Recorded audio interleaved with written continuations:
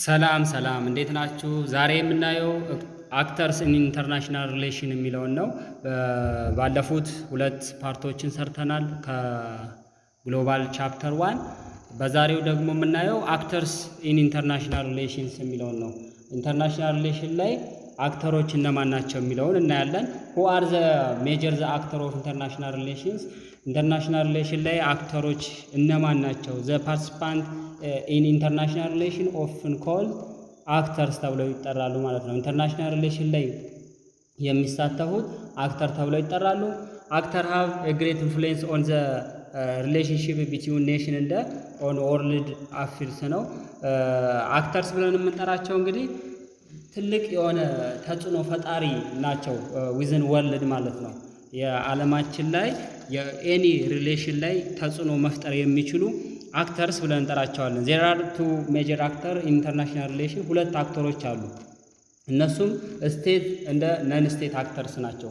እነዚህ እንግዲህ ጠቅላላ እንትናቸውን ስናይ ዲፊኒሽናቸውን ስናይ ስቴት አክተር የሚባሉት እነማን ናቸው ሲባል ስቴት ሶቨርን ገቨርንመንት ኦፍ ካንትሪ የሆነች ነች። ይህ ማለት ምንድን ነው? ይሄ ሶቨርኒቲ ሉዓላዊነት ያላት ካን ሜክ ሎውስ ዲፕሎማቲክ ሪሌሽን ማድረግ የምትችል ለው ሜክ ማድረግ የምትችል ዲፕሎማቲክ ሪሌሽን ማድረግ የምትችል ምን ተብላ ትጠራለች? ስቴት ተብላ ትጠራለች ማለት ነው። የስቴትን አይነት በኋላም እናያቸዋለን። በእርግጥ ግን ናሽናል ገቨርንመንት አሉ ታይፕ ኦፍ ስቴት አክተርስ የምንላቸው ማለት ነው። ገቨርንመንት ኤጀንሲ፣ ሳብ ናሽናል ገቨርንመንት የመሳሰሉት አሉ። በተጨማሪ እዚህ ማቴሪያሉ ላይ ያልተካተቱ ማለት ነው። ናሽናል ገቨርንመንት ስንል ዘሜን ዲሲሽን ሜኪንግ ፎሬን ፖሊሲ የፎሬን ፖሊሲ ላይ ሜን ዲሲሽን ሜኪንግ የሆኑ ናቸው። ገቨርንመንት ኤጀንሲ ስንል ደግሞ እነዚህ ሚኒስተሮች አሉ አይደል? የውጭ ጉዳይ ሚኒስተር፣ ዲፌንስ ዲፓርትመንቶች የመሳሰሉት ገቨርንመንት ኤጀንሲ ተብለው ይጠራሉ። ሳብ ኔሽን ገቨርንመንት የሚባሉ አሉ። እነዚህ ሪጂናል እንደ ሎካል ገቨርንመንት ማለት ነው። እነዚህ የክልል ፕሬዝዳንቶች እነሱም ስቴት አክተር ላይ ነው የሚካተቱት ማለት ነው። ሶ ወደ ነን ስቴት አክተር ስንመጣ ደግሞ ነን ስቴት አክተር የሚባሉት ኦርጋናይዜሽን ነው ኦር ግሩፕ ነው ዛት ኢንፍሉዌንስ ኢንተርናሽናል ሪሌሽን በት አር ናት ገቨርንመንት። እነዚህ ኦርጋናይዝ ተቋም ናቸው፣ የሆነ ግሩፕ ነው ኢንተርናሽናል ሪሌሽን ላይ ኢንፍሉዌንስ መፍጠር የሚችሉ ሲሆኑ ግን የገቨርንመንት እንትን አይደሉም ማለት ነው። እነዚህም ኢንተር ገቨርንመንታል ኤንጂኦ፣ መልቲናሽናል ኮርፖሬሽን ተብለው የሚጠሩት እነዚህን የመሳሰሉት ሊሆኑ ይችላሉ ማለት ነው። ሶ እንያቸው። እንደዚህ ግልጽ ከሆነ እስኪ እያንዳንዳቸው ዲፊኒሽናቸውን ደግሞ እያየን እንሂድ። ስቴት አክተርስ ስንል ኢንተርናሽናል ሪሌሽን ትራዲሽናል ፎከስድ ኦን ኢንተራክሽን ቢትዊን ስቴት ነው። በሁለት ኢንተርናሽናል ሪሌሽን ስንል ዲፊኒሽኑ ቀድመን እንዳየነው ፎከስ የሚያደርገው በሁለት አሊያም ከዛ በላይ በሆኑ ስቴቶች ላይ መስተጋብራቸውን የሚያይ ነው ማለት ነው። however this conventional view has been broader over the years to include relationship between all sort of political entity or politics። ይህ ደግሞ በጣም ሰፊ ነው። በየዘመናቱ ስለ በፖለቲክስ ዙሪያ የእነሱን ሪሌሽን ሲያይ የነበረ ነው። ኢንተርናሽናል ሪሌሽን ነው፣ በፊትም ነበር አሁንም ማለት ነው። ሶ ኢት ኢንክሉድ ኢንተርናሽናል ኦርጋናይዜሽን፣ ማልቲናሽናል ኮርፖሬሽን፣ ሶሳይቲ፣ ሲቲዝን የመሳሰሉትን ይዛል ይላል። ዜር አር አ ሎት ኦፍ ስቴት ኢን ዘ ወርልድ ኢን ፋክት አኮርዲንግ ቱ ሌተስት ካውንት ዜር አር ኖ ፊወር ዛን 195 ሀገር ከዚህ የማያንሱ ከዛ በላይ ናቸው፣ ከ200 በላይ ናቸው አይደል ሀገራት እንዳሉ ያስቀምጣል። ስቴት አር ኦብቪየስሊ ቬሪ ዲፍረንት ፍሮም ኢች አዘር በት ዘይ አር ኦልሶ ሲሚላር ቱ ኢች አዘር ኢን ኢምፖርታንት ሪስፔክትስ ነው ማለት ነው። ስቴቶች ልዩነት እንዳላቸው ሁሉ የሚያመሳስላቸው ነገር ኦብቪየስሊ የተለያዩ ናቸው። የሆነ የራሳቸው ብዙም ያለያያቸው ነገሮች አሉ። ግን ደግሞ አንድ የሚያደርጋቸው ሲሚላር የሚያደርጋቸው ሁሉም ጥቅማቸውን ለማስከበር ነው ሲጥሩ የሚታዩት ማለት ነው። ዘይ አክት ኢን ሪሌሽን ቱ አዘር ስቴት ዲክሌሪንግ ዋር፣ ኮንክሉዲንግ ኤፒስ፣ ኔጎሽቲንግ ትሪቲ እንደ መኒ አዘር ቲንግስ ማለት ነው። ስቴቶች ምን ያደርጋሉ? ጥቅማቸውን ለማስጠበቅ የሚፈልጉትን ነገር ለማግኘት ጦርነት ሊያውጁ ይችላሉ፣ ሰላም በሰላም ሊፈቱ ይችላሉ፣ የመሳሰሉትን ነገር ሊያደርጉ ይችላሉ ማለት ነው። ይህ ምንድነው? አሁን ብዙ አይታችሁ ከሆነ ብዙ ሀያላን ሀገሮች የራሳቸውን ጥቅም ክብራቸውን ለማስጠበቅ ሲሉ ላይክ አሁን የአሜሪካና ኢራንን ራሱ ማየት ይቻላል። ከረንትሊ ያለውን ነገር ስቴት አር ሊዲንግ አክተር ኢን ኢንተርናሽናል ፖለቲክስ ነው። ስቴቶች ኢንተርናሽናል ሪሌሽን ላይ ሊድ የሚያደርጉት ማለት ነው። እነሱ ናቸው ትልቁን ሮል የሚጫወቱት። ሌላኛው ሁለተኛው ነን ስቴት አክተርስ ነው። ነን ስቴት አክተርስ አር ኦልሶ ኮልድ ትራንዚሽናል አክተርስ ተብሎ ተሻጋሪ አክተሮች ተብሎ ነው የሚጠሩት። ይህ ምንድነው? ብዙ ኦርጋናይዜሽኖች በዓለም ሙሉ ያሉ አሉ ማለት ነው። ኢትዮጵያም የትም ማለት ነው ሁሉም አህጉር ላይ ያሉ ትራንዚሽናል አክተርስ ተብሎ ይጠራሉ። የመጀመሪያው ኢንተርናሽናል ገቨርንመንታል ኦርጋናይዜሽን ብለን የምንጠራው ነው። እሱም ምንድነው? ኢት ኢዝ አን ኢንስቲትዩሽን ዊዝ ሜምበርሺፕ ድሮን ፍሮም 2 or more ካንትሪ ነው። ሁለት እና ከዛ በላይ የሆኑ ሀገራት አንድ ላይ የሆነ ኢንስቲትዩሽን አቋቁመው እንትን የሚሉበት ሜምበር ሆነው እንትን የሚሰሩበት ነው ማለት ነው። ኦርጋናይዜሽን ሁዝ ሜምበር አር ናሽናል ገቨርንመንት ነው። የዛ ኦርጋናይዜሽን ደግሞ በናሽናል ገቨርንመንት አለው። ፉልፊል ኤ ቫራይቲ ኦፍ ፋንክሽን እንደ ቫሪ ኢን ሳይዝ ፍሮም ጀስት ኤ ፊው ስቴትስ ቱ ቨርቹዋል ዘ ሆል። ለምሳሌ የዩናይትድ ኔሽን ሜምበርሺፖች ብንወስድ የዩናይትድ ኔሽን ብለን የምንወስደው ከሁለተኛው ዓለም ጦርነት በኋላ የተመሰረተ ነው። ይህ ማለት ከአንደኛ ዓለም ጦርነት እንትን እንዳለቀ አሊያም ደግሞ ለሱ መፍትሄ ለማምጣት ሊግ ኦፍ ኔሽን ተመስርቶ ነበር። ያ ሊግ ኦፍ ኔሽን በትክክል መወጣት ስላልቻለ ወደ ዩናይትድ ኔሽን የሚል ተቋቁሟል።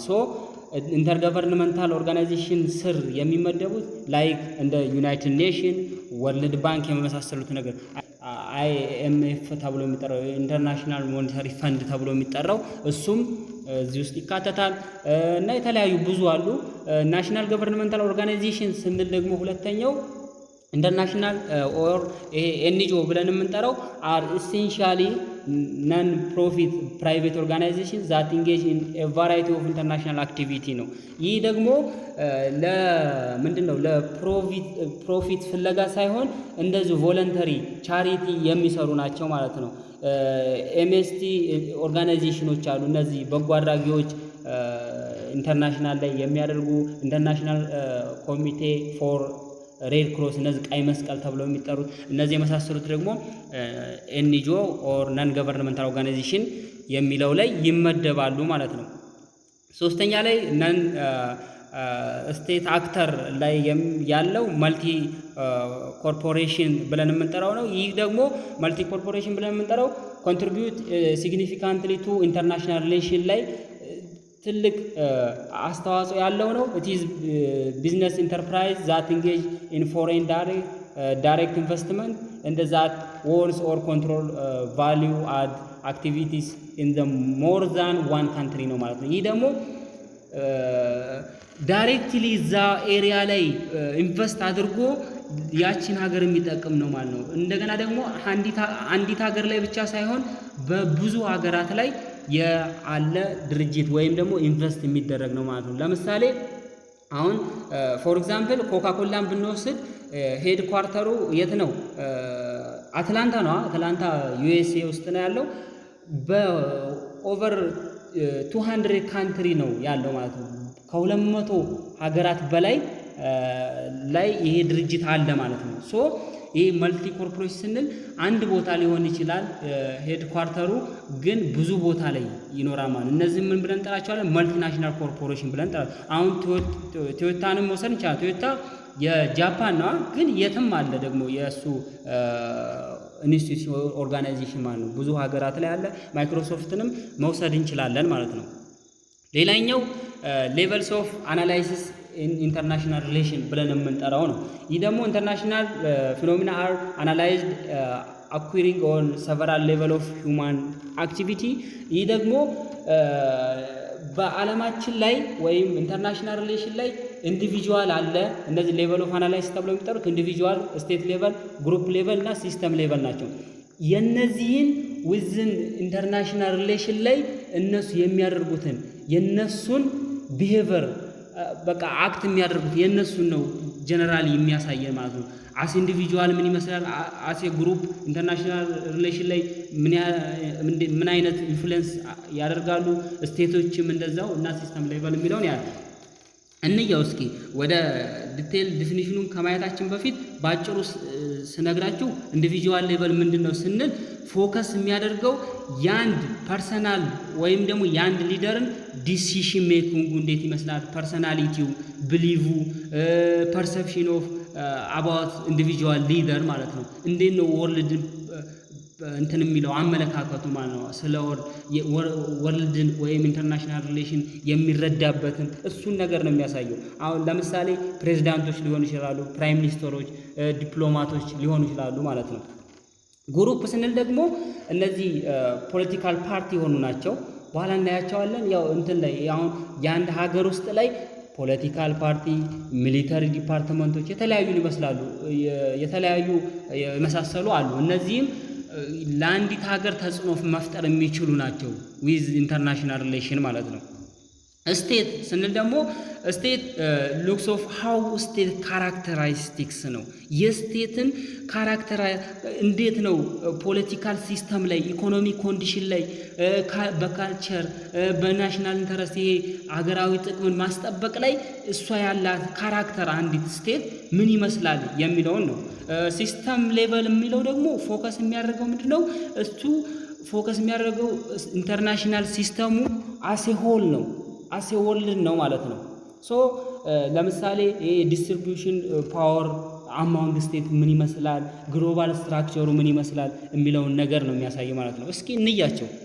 ኢንዲቪጁዋል ሌቨል ስንል ሊደርስ ኢንተርናሽናል ሪሌሽን ካን ቢ አናላይዝድ ፍሮም ዘ ፐርስፔክቲቭ ኦፍ ኢንዲቪጁዋል ነው። የኢንዲቪጁዋል አመለካከት ላይ ነው ፎከስ የሚያደርገው። ዚስ ኢዝ ኤ ፎከስ ኦን ፐርሰፕሽን፣ ሚስ ፐርሰፕሽን እንደ ኮሚኒኬሽን ኦፍ ኢንዲቪጁዋል የኢንዲቪጁዋል አረዳድ ሚስ ፐርሰፕሽኑን ኮሚኒኬሽን ዊዝ ኢች አዘር እንዴት ነው የአንድ ኢንዲቪጁዋል ወይም የአንድ ሊደር የሚለውን ነገር ነው የሚያሳየው። ኢንዲቪጁዋል ሌቨል ኦፍ አናላይሲስ ፎከስ ኦን ዘ ካራክተሪስቲክስ ኦፍ ኢንዲቪጁዋል ሁ ሜክ ዲሲሽን፣ ቅድም ያልነው ማለት ነው። የእሱን የአንድ ኢንዲቪጁዋልን ካራክተር እንዴት ነው ዲሲሽን የሚያደርገው ወይም ዲሳይድ የሚያደርገው እንዴት ነው የሚለው የእሱን ነገር ነው ሞር ፎከስ አድርጎ የሚያየው።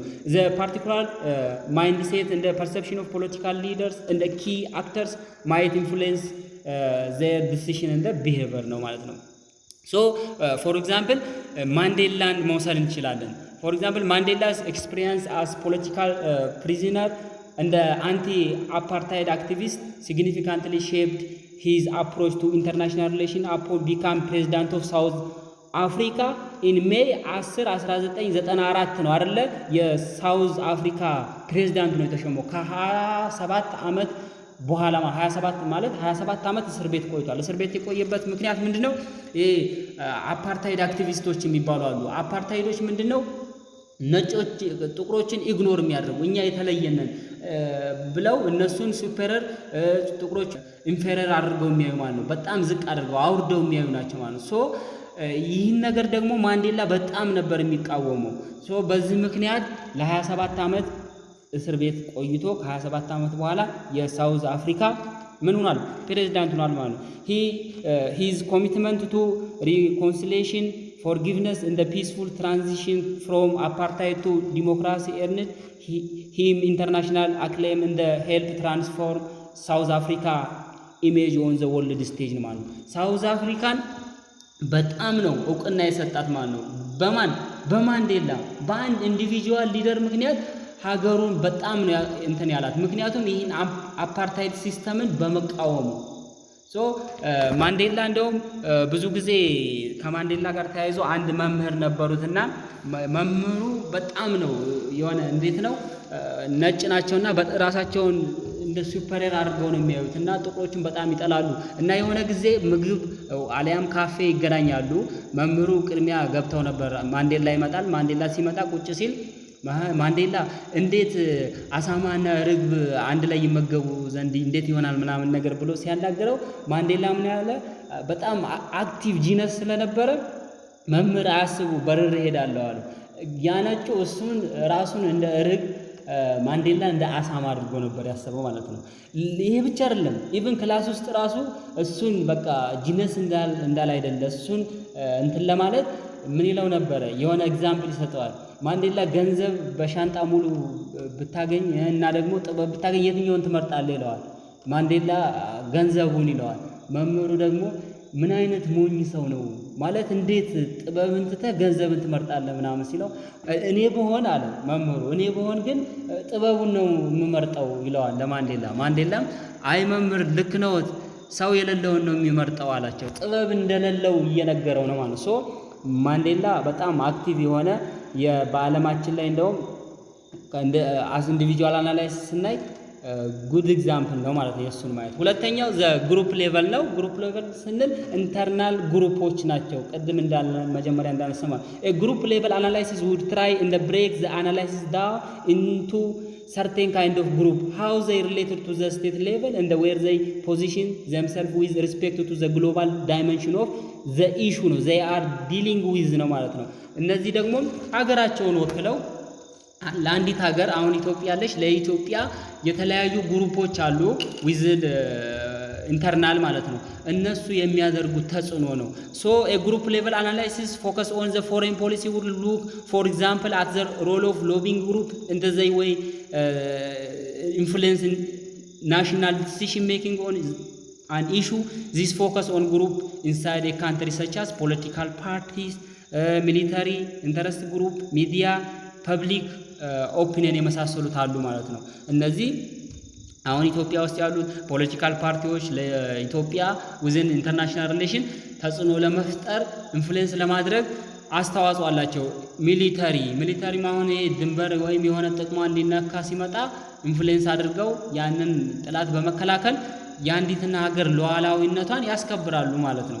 ኢንተረስት ግሩፕ ስንል ደግሞ እነዚህ የሆነ ጥቅምን የሚያስከብሩ ሚዲያዎች አሉ። ሚዲያም ስንል ኢትዮጵያ ውስጥ ብዙ አሉ አይደል? ድምጽ የሚሆኑ ሚዲያዎች የመሳሰሉት አሉ ማለት ነው። ሶ ዘ ግሩፕ ሌቨል ስንል ይሄ ነው።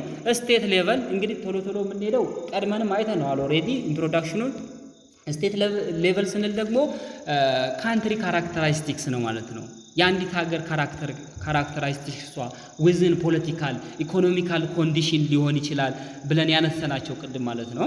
እነሱ ናቸው። ዊዝን ካልቸር ሊሆን ይችላል፣ ኢንተርናሽናል ኢንተረስት ላይ ሊሆን ይችላል ማለት ነው። ኢንተርናሽናል ኢንተረስት ሀገራዊ ጥቅም ብለን የምንጠራው ማለት ነው። ሶ this enduring focus on the state and therefore on the state level of analysis it is referred to as relative state centrism of the discipline ነው።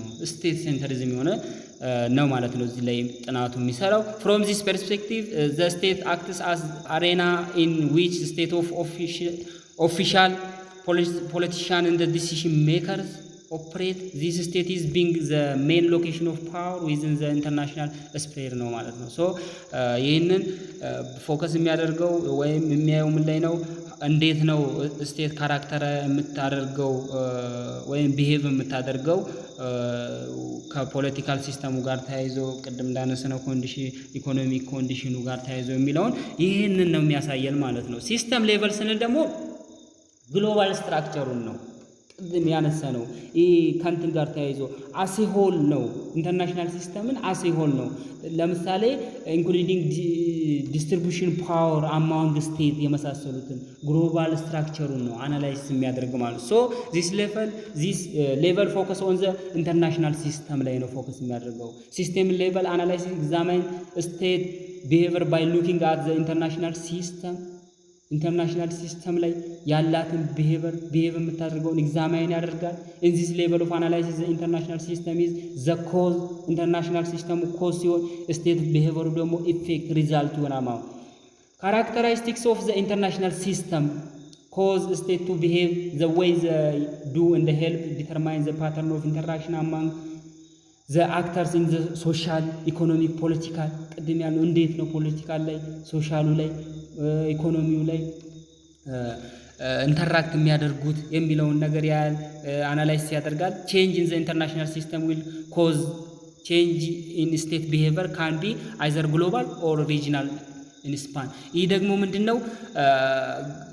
ወይ እንደ ግሎባል ሊሆን ይችላል አሊያም ደግሞ ሪጂናል ስፓን ይሆናል። እንደ ግሎባል ስንል አሁን ለምሳሌ ዩናይትድ ኔሽን ብለን የምንጠራው ብዙ ሀገራት ናቸው አይደለ? ከ195 ሀገራት በላይ የተሳተፉበት ነው። ሪጂናል ስንል ደግሞ እንደዚህ አፍሪካ ዩኒየን ብለን የምንጠራው የአፍሪካ ህብረት ብለን የምንጠራው የዩሮፕ ዩኒየን ሊሆን ይችላል። እነዚህ ሪጂናል ስፓን ተብሎ ይጠራሉ ማለት ነው። ሶ ይሄንንም